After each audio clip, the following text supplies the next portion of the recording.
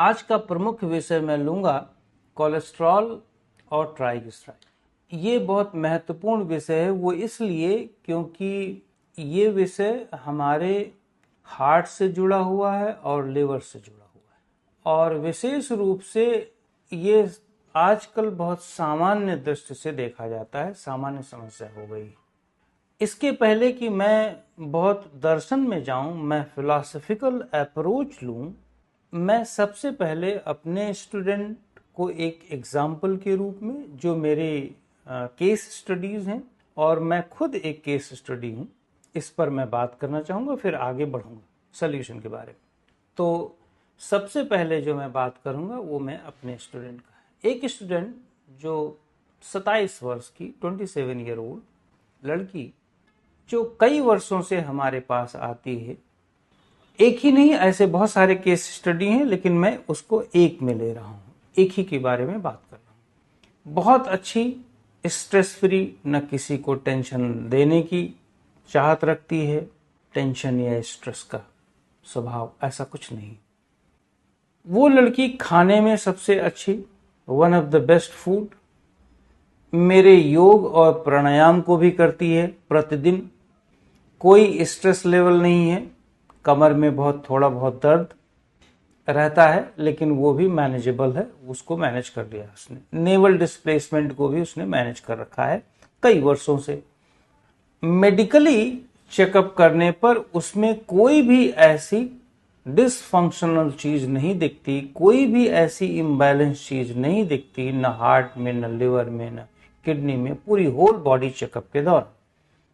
उसके बाद कुछ दिनों के बाद उसकी शादी होती है, और शादी के दौरान वो 2 महीने के लिए अपने यहाँ जाती है, हस्बैंड के पास जाती है, ज्वाइंट फैमिली है।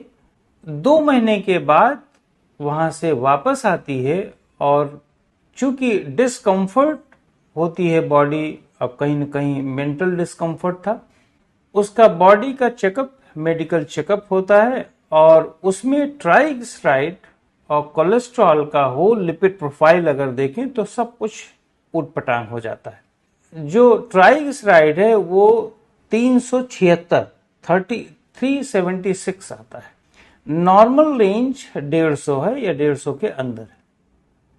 आप सोचें, एक बच्चा खाने में कंट्रोल्ड है, योग आसन कर रहा है, सब कुछ कर रहा है, शादी हुई और शादी में गया, 2 महीने रहा, उस दौरान इतनी हायर लेवल की एंजाइटी और हायर लेवल का स्ट्रेस रहा उसके अंदर, वो शायद मैनेज नहीं कर पाई। और जब आई 2 महीने में, उसके सारे लिपिड प्रोफाइल, उसका कोलेस्ट्रॉल, होल एचडीएल और एलडीएल और ट्राइग्लिसराइड तो अभी मुझे याद है 376 हो जाता है। आपको मैं सिर्फ ये बताना चाह रहा हूं कि लाइफ स्टाइल बेटर है, योग प्राणायाम सब कुछ करने के बावजूद भी अगर आप स्ट्रेस लेते हैं और स्ट्रेस को हैंडल नहीं कर पाते, तो आपके लिवर पर क्या दुष्प्रभाव होता है। ये एक स्टूडेंट की केस स्टडी है, ऐसे बहुत सारी केस स्टडीज हैं हमारे पास। अब वो छोड़ो, एक और केस स्टडी जो मैं स्वयं में हूं। मैं 2022 नवंबर, चूंकि मैं अपने ऊपर जब भोजन पर प्रयोग करता हूं, आसन प्राणायाम पे जब प्रयोग करता हूं, तो कोई घर में प्रॉब्लम नहीं होती, क्योंकि उस प्रयोग को वो लोग समझ नहीं पाते।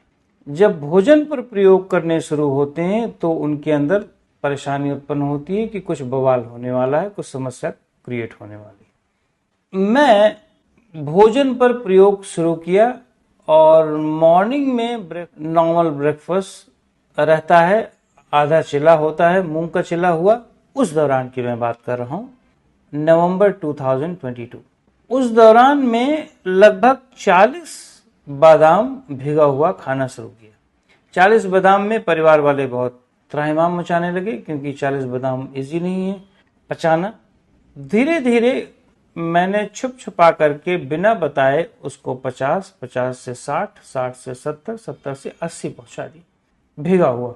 दिन में दोपहर के टाइम में मैंने खाना बंद कर दिया, सिर्फ रात में और सुबह हाफ चिला और लगभग 70 से 80 बादाम खा करके पूरे दिन में एनर्जी का लेवल मेंटेन था, सब कुछ maintain. One of the best efficiency, physical body efficiency, mental efficiency, सब कुछ था। उस दौरान स्ट्रेस का पीरियड जरूर रहा, वो हैंडल्ड था, कोई प्रॉब्लम नहीं थी, मैनेज था। स्लीप में थोड़ी इश्यूज आ रही थी, लेकिन वो भी पूरी तरह से कंप्लीटली मैनेज था। ये चला है 3 महीने, नवंबर, दिसंबर और जनवरी। जनवरी 17 या 20 तारीख को हम चेकअप कराते हैं, क्योंकि हर प्रयोग के दौरान जो भी एक्सपेरिमेंट्स करते हैं हम, उसके बाद कुछ चेकअप्स होते हैं, क्योंकि एक्सपेरिमेंट करने वालों को ये सब चीजें साथ चलनी चाहिए। चेकअप के दौरान ट्राइग्लिसराइड 480 आता है। 480 में यद्यपि मैं घबराता नहीं हूं, लेकिन अगर मेडिकल साइंस के अनुसार देखा जाए तो आपका लिवर डैमेज हो रहा है, आपका हार्ट में प्रॉब्लम्स आने की संभावनाएं हैं, बहुत सारी चीजें आपके सिम्टम में रेड लेवल दिखा देती। बाय द वे, डॉक्टर के पास, एक अननोन डॉक्टर के पास जाया जाता है। मेरे ब्रदर और मेरी माँ मुझे ले जाती, मेरे ब्रदर और मैं अपनी माँ के साथ जाता हूँ, और रिपोर्ट मैंने दिखाया। डॉक्टर साहब ने कहा कि आप पतले हैं, आपको नहीं होना चाहिए, खाने पे कंट्रोल्ड है। बिल्कुल डेफिनेटली कंट्रोल्ड है। जब खाने पे कंट्रोल है, आपकी लाइफ स्टाइल कंट्रोल्ड है, आप योग मेडिटेशन करते हैं, तो यदि ये 480 आया है तो इसका मतलब आपका जीन से आया है, ये जेनेटिक प्रॉब्लम है। हमने कहा अगर जेनेटिक प्रॉब्लम होती तो पहले हो जाता। मैंने एक और चीज बताया कि मैं लगभग 70 से 80 बादाम खाता हूं, तो हो सकता है उसका रीजन हो। उन्होंने कहा नहीं, ये नहीं हो सकता, बादाम और बेहतर करता है सिस्टम। बाय द वे, उन्होंने कहा मेडिसिन देते हैं, ये मेडिसिन होल लाइफ चलेगी। लिवर का चेकअप हुआ, लिवर एब्सोल्यूट नॉर्मल था। उसके बाद तो सारे चेकअप्स हुए, सब कुछ नॉर्मल थे, यही ट्राइग्लिसराइड और कोलेस्ट्रॉल का इम्बैलेंस, एचडीएल एलडीएल। अब आप देखो जरा, यहीं से समझो सिस्टम को। एक आदमी का 480 जाता है और सब कुछ सिस्टम हिल गया। उसके बाद मैंने दवा लेने से इनकार किया। मैंने कहा मुझे 1.5 महीने दे दो, और 1.5 महीने में कम नहीं होता तो मैं ले लूंगा दवा। विश्वास मानिए, 1.5 महीने में शायद चेकअप नहीं हुआ। 1.5 महीने तक मैंने खूब प्रयोग किए, अपने वापस अपने रिदम पर लाया। जो बादाम था वो बिल्कुल बंद कर दिया। 1.5 महीने तक सारे प्रयोग किए, उसके बाद भूल गए चेकअप वकअप कराना।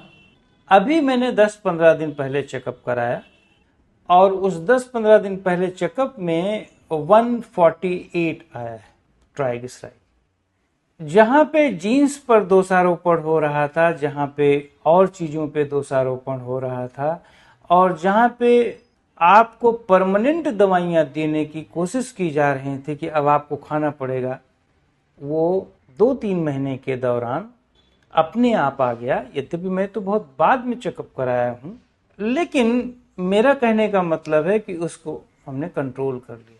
सेम चीज मैंने अपने केस स्टडीज में अपने स्टूडेंट्स पर, एक नहीं, जो पुराना मैंने आपको केस स्टडी बताया वो भी कंट्रोल हो गया, लेकिन ऐसे बहुत सारे केस स्टडीज हैं हमारे पास, 100 से ज्यादा केस स्टडीज हैं जिनको हमने कंट्रोल किया।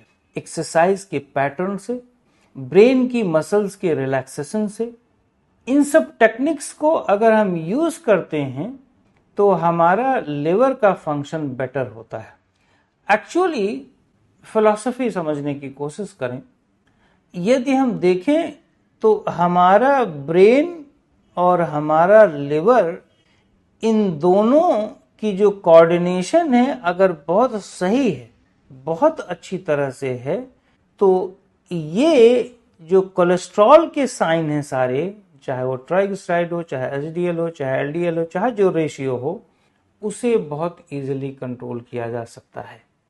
यद्यपि 70 से 80 बादाम ठीक नहीं है जरूर, लेकिन जो व्यक्ति बादाम खाता भी नहीं था और जिसकी लाइफ स्टाइल बेटर थी, उसको स्ट्रेस था, उसको भी तो हो गया। तो प्राणायाम और मेडिटेशन, योग, डाइट में बहुत सारी चेंजेस नहीं करने की जरूरत है। नॉर्मल डाइट लीजिए। मेरे अनुसार शाम को 7-8 बजे से आगे मत लीजिए। स्लीप को बेटर करिए, पहली कंडीशन स्लीप, डीप स्लीप को बेटर करिए। स्लीप और डिनर या डिनर और स्लीप के बीच में जो टाइमिंग है वो सबसे अच्छा होना चाहिए। वो बहुत स्ट्रेसफुल नहीं होना चाहिए। स्ट्रेसफुल का मतलब मैं आपको समझा दूं, ऐसा नहीं है कि एंगर एंजाइटी की मैं बात कर रहा हूं। स्ट्रेस का मतलब है सेंसेस को बहुत हाइपर नहीं करना है। ना तो ये बार बार ऐसे घुमा घुमा करके आधा एक घंटा लेटे लेटे, और न ही बहुत न्यूज़ चैनल देख करके, रील्स देख करके। कहने का मतलब है अपनी सेंसेस को कूल डाउन, ऐसी क्रियाएं दें जिससे वो मसल्स रिलैक्स हों। सेंसुअल मसल्स की मैं बात कर रहा हूं और किसी मसल्स की नहीं।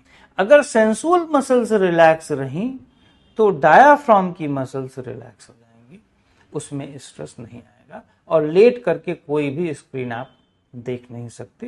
यद्यपि स्क्रीन नहीं देख सकते, लेकिन लेट करके आप सुनना भी, कोई चीज सुनना भी हो तो लेट करके नहीं, बैठ। ये आपकी कंडीशन हो गई। अब सुबह आ जाओ, आपको प्राणायाम क्या क्या करना है।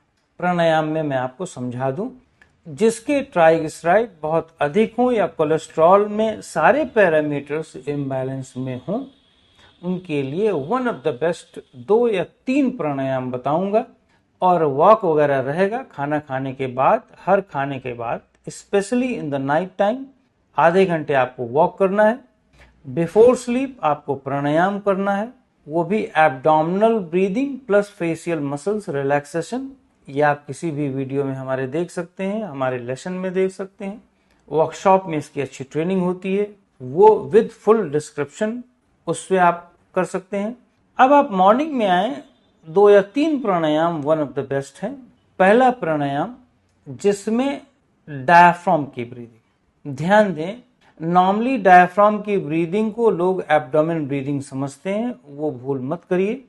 डायफ्राम की ब्रीदिंग सिर्फ डायफ्राम से की जाती है, जिसमें चेस्ट का बहुत थोड़ा इस्तेमाल होता है, जो लेट करके की जाती है और बैठ करके भी की जाती है। लेकिन आपको जो ये प्रॉब्लम से ग्रसित लोग हैं उन्हें लेट करके करना है, क्योंकि लेटने पर ब्लड का फ्लो और ऑक्सीजन का फ्लो इजीली आपके डायफ्राम में आ जाता है, क्योंकि वो वर्टिकल नहीं हॉरिजॉन्टल में आप करते हैं। तो हॉरिजॉन्टल पोजीशन में लेटने पर सबसे बड़ा फायदा होता है कि आपके स्पाइन पर स्ट्रेस नहीं होता। अब जैसे मैं बैठा हुआ हूं इस समय, तो हमारी स्पाइन पे बॉडी का लोड है, एंटी ग्रेविटी में है, पर मेरे लिए ठीक है। नॉर्मल लोगों के लिए ज्यादातर हॉरिजॉन्टल पोजीशन ठीक होता है प्राणायाम के लिए, मेरे अपनी केस स्टडीज में जो मैं ट्रेनिंग देता हूं।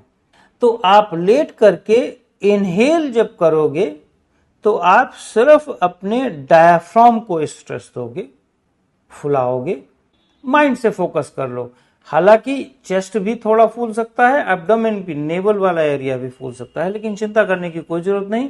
आपका फोकस सिर्फ डायफ्राम पर है, that's it. Means below the chest और upper side of the naval.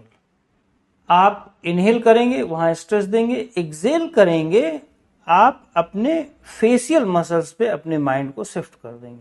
Facial muscles में केवल एक, अपनी आईज।